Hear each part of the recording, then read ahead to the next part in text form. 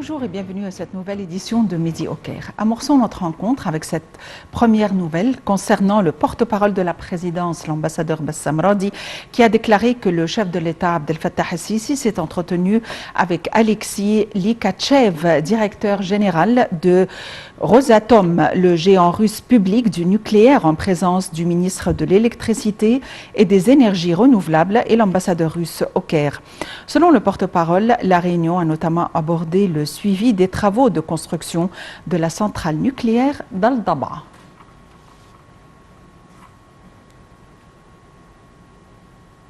Le président Abdel Fattah el-Sisi a reçu un appel téléphonique de la part du roi Abdallah II de Jordanie, au cours duquel ils ont examiné les derniers développements de la situation régionale, surtout celle de la cause palestinienne. Les deux dirigeants se sont mis d'accord sur l'importance d'intensifier les efforts au niveau régional et international en vue de parvenir à une solution équitable et globale à la cause palestinienne, garantissant les droits légitimes du peuple palestinien. Al-Sisi et le roi jordanien ont souligné l'intérêt qu'accordaient les deux pays au renforcement des relations stratégiques entre les deux peuples et à la poursuite des coordinations et des consultations concernant les différentes questions d'intérêt commun.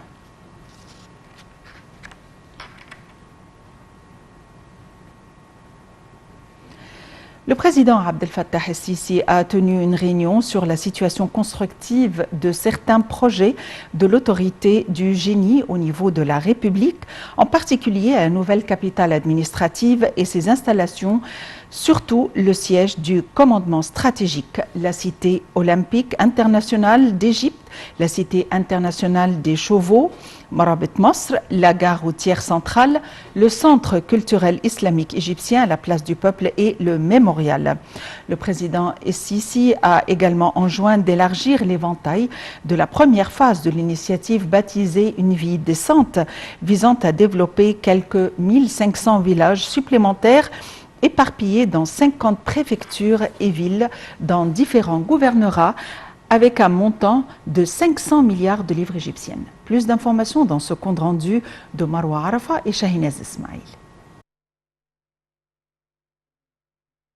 Le président Abdel Fattah el-Sisi a tenu une réunion sur la situation constructive de certains projets de l'autorité du génie au niveau de la République, en particulier à la nouvelle capitale administrative et ses installations, surtout le siège du commandement stratégique, la cité olympique internationale d'Égypte, la cité internationale des chevaux, Marabit Masr, la gare routière centrale, le centre culturel islamique égyptien, la place du peuple et le mémorial. La réunion a également porté sur la position exécutive des travaux d'autres projets nationaux, comme la ville d'El Galala, le développement du port d'Al Arish, outre le réseau routier au Caire, y compris les dernières phases de développement des routes et des axes à l'est du Caire et ses différents quartiers, afin d'alléger le fardeau des citoyens par la fluidité de la circulation, en économisant de l'énergie, en réduisant la pollution et les accidents de la route. Également, le président Abdel Fattah el-Sisi a enjoint d'élargir l'éventail de la première phase de l'initiative Une vie décente, visant à développer quelques 1500 villages supplémentaires éparpillés dans 50 préfectures et villes dans de différents gouvernorats, avec un montant de 500 milliards de livres égyptiennes.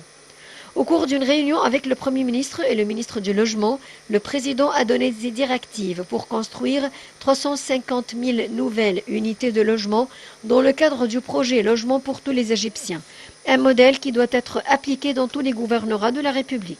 Le président a en outre examiné le plan exécutif du projet Al-Tagal el-Azam, ou la transfiguration suprême dans la région qui renferme les sites sacrés au Sinaï, situés dans les alentours des monts Moïse et Sainte-Catherine.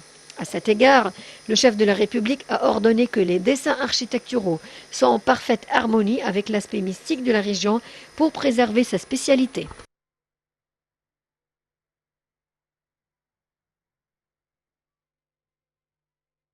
Le Premier ministre Dr Moustapha Madbouli a présidé la réunion du Haut Comité de gestion de la crise de la pandémie de la Covid-19 consacrée à l'examen des mesures adoptées pour faire face à l'augmentation éventuelle du nombre de cas contaminés, notamment les préparatifs entrepris dans tous les hôpitaux à travers la République pour être prêts à accueillir tous les cas contaminés au coronavirus.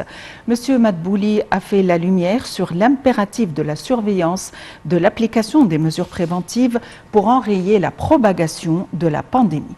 Plus d'informations avec Marwa Arafa et Shahinez Ismail. Le Premier ministre Mostafa Madbouli a présidé la réunion du Haut Comité de gestion de la crise de la pandémie de la Covid-19, consacrée à l'examen des mesures adoptées pour faire face à l'augmentation éventuelle du nombre de cas contaminés, notamment les préparatifs entrepris dans tous les hôpitaux à travers la République pour être prêts à accueillir tous les cas contaminés au coronavirus. M. Madbouli a fait la lumière sur l'impératif de la surveillance de l'application des mesures préventives pour enrayer la propagation de la pandémie. Pour autant, il a sommé les responsables d'éviter la suspension du travail dans tous les établissements administratifs et les institutions étatiques de crainte des incidences économiques sur la vie des citoyens. Le Premier ministre a instruit au ministère de la Santé d'emménager un grand nombre d'hôpitaux pour l'isolement des Covidés et de les doter des équipements nécessaires, notamment les respirateurs artificiels et des médicaments prescrits dans le cadre du protocole de traitement des malades de la Covid-19. Le Premier ministre a enfin rappelé que tout rassemblement pour le Nouvel An serait interdit pour encadrer la dissémination du virus et contenir la contamination en cette période de fête. Entre-temps, le ministère de la Santé a annoncé 1359 nouveaux cas testés positifs à la Covid-19 et 61 décès lundi.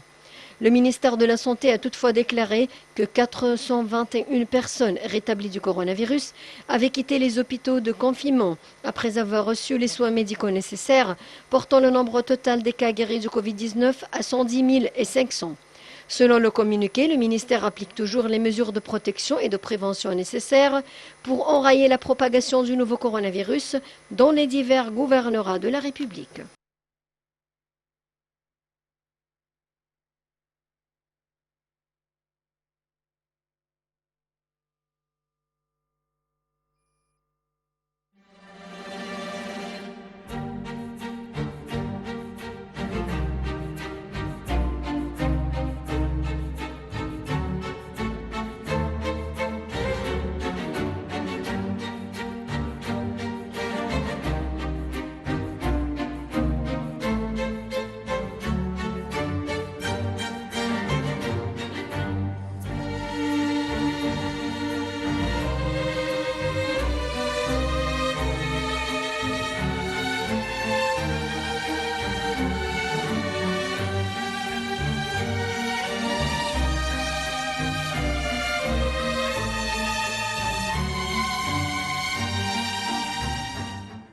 The Grand Egyptian Museum should open in 2020. It is also expected to significantly boost tourist numbers in Egypt.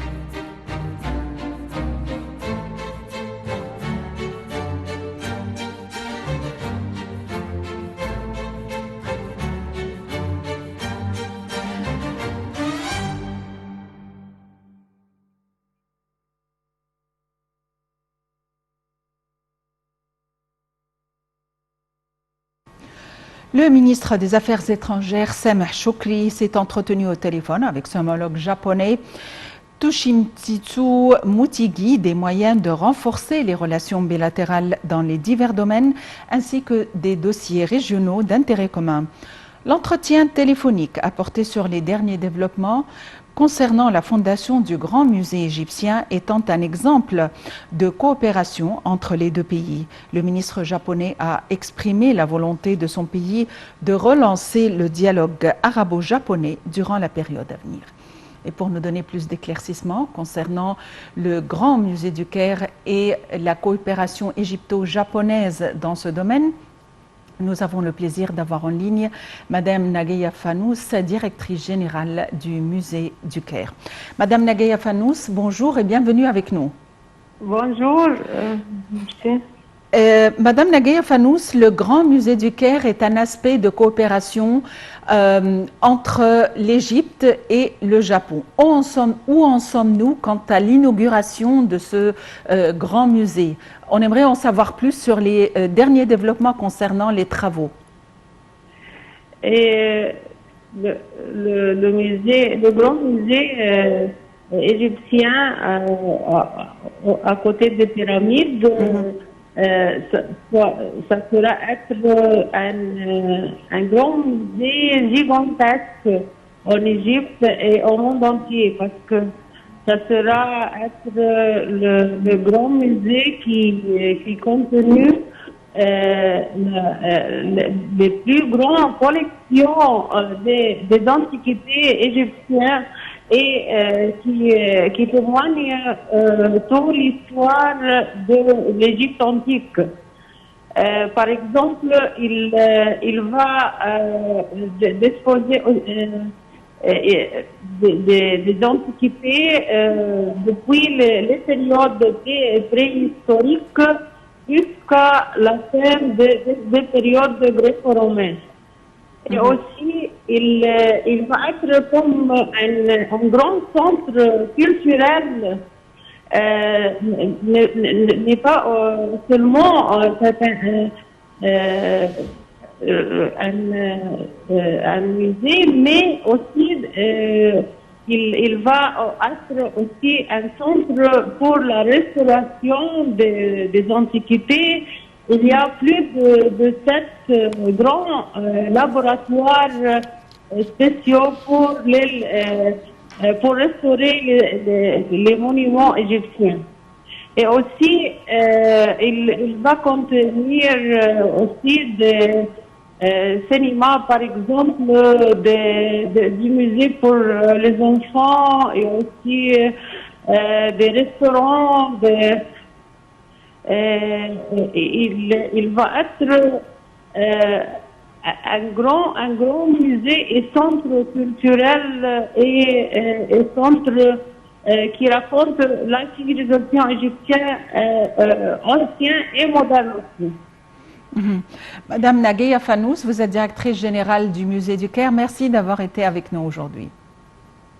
Le Centre des médias du Conseil des ministres a nié les rumeurs concernant la hausse des prix probables du carburant suite à un remaniement sur la décision d'augmenter les taxes retranchées des prix d'essence et consacrées à la construction et le maintien des routes publiques.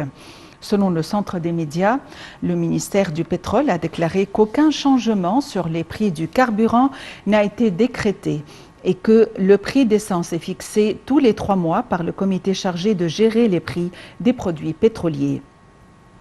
D'autre part, le Centre des médias, dépendant du Conseil des ministres, a nié les rumeurs concernant l'annulation des travaux de l'année pour le premier trimestre de l'année scolaire dans toutes les écoles, parallèlement à la décision de donner le choix aux élèves de ne pas aller à l'école. Selon le Centre des médias, le ministère de l'Éducation et de l'Enseignement technique a déclaré qu'aucun changement n'a été décrété concernant le système de travaux de l'année appliquée. Sur un autre plan, le Premier ministre Dr Mostafa Madbouli a examiné un rapport du ministre de la Culture Dr Inès Abdeldaïm qui comprenait la récolte de projets d'activités et d'initiatives que le ministère a adoptées au cours de l'année en cours. Au cours du rapport, le ministre a indiqué que les projets ouverts à réaménager et réaménager au cours de l'année 2020 était le réaménagement de 19 édifices culturels dans les gouvernorats, l'ouverture de 5 projets éducatifs et créatifs à l'Académie des Arts et l'ouverture de 5 bibliothèques dans le mur de l'Académie des Arts. Le chef d'état-major, le général de corps d'armée Mohamed Farid, a visité le camp de formation et de réhabilitation des officiers de la 2e armée. Cette visite s'inscrit dans le cadre du suivi du commandement général des forces armées de la formation et de la réhabilitation des officiers au nord du Sinaï, tout en utilisant les moyens de former les plus récentes. Le chef d'état-major a exprimé son appréciation des efforts déployés par les combattants de la 2e armée pour garder le niveau maximum de préparation et réaliser les missions qui leur sont confiées sous les différentes circonstances. Il a aussi rendu hommage aux résultats réalisés par ces héros des forces armées afin d'éradiquer les fiefs terroristes, ce qui a mené au retour de la sécurité au nord du Sinaï.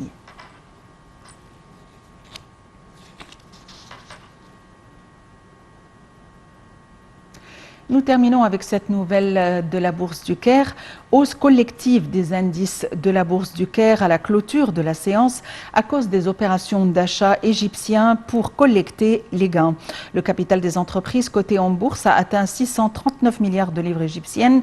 L'indice principal EGX 30 a gagné 0,69%, atteignant 10 659 points. Les indices EGX 70 et EGX 100 ont respectivement haussé de 1,77% et 1,62%.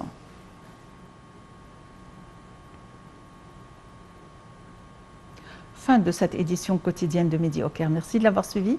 À la prochaine.